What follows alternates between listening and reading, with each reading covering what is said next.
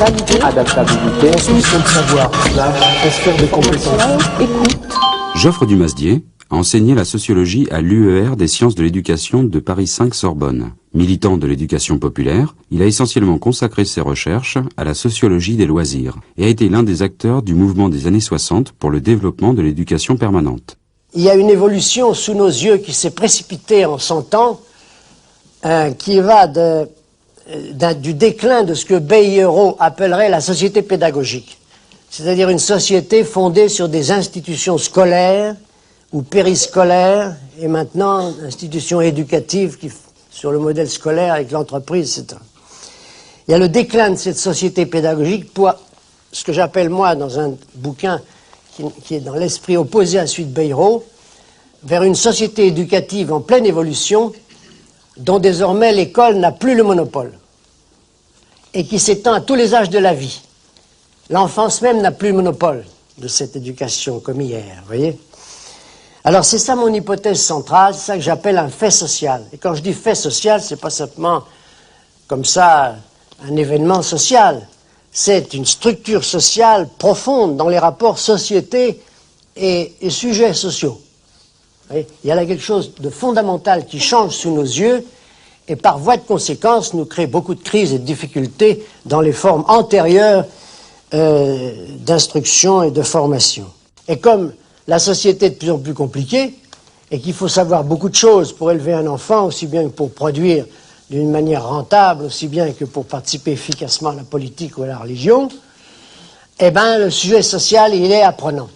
Il y a donc une émergence d'un sujet social apprenant à tous les âges de la vie qui bouleverse profondément les notions antérieures d'élèves, de formation institutionnelle, de tout acabit. Et non seulement individuelle, mais aussi collective, mais mutuelle. Et c'est extrêmement important. C'est l'auto-formation collective horizontale, qui n'est pas dans une discipline qui va du maître à l'élève, mais qui va d'un père à un père, P-A-I-R-S. Hein, c'est très important, ces deux dimensions de l'apprentissage dans l'auto-formation, une verticale avec un expert et une horizontale avec un père qui en sait un peu plus que soi et qui a d'autres vertus, qui sont des vertus affectives. Et il ne faut pas oublier non plus que l'auto-formation, je le répète d'une manière polémique, ne tombe pas du ciel, jamais. S'il n'y a pas d'apprentissage méthodique à l'auto-formation, il n'y aura pas d'auto-formation. Il y aura simplement des images remplacées par des stéréotypes sociaux qui courent dans le milieu, il y aura des recherches d'explications qui seront remplacées par des idées toutes faites, il n'y aura jamais une mise en cause du choix des principes d'action, mais ce sont des préjugés qui seront toujours là présents et même des superstitions. L'auto-formation, pour moi, ne s'oppose pas à la formation scolaire.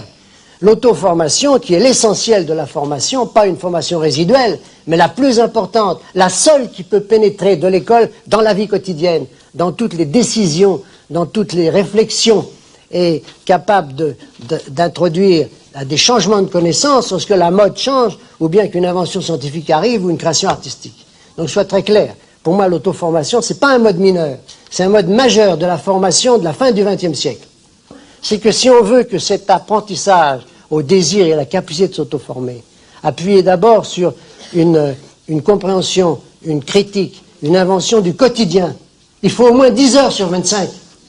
10 heures. À où on va prendre les heures?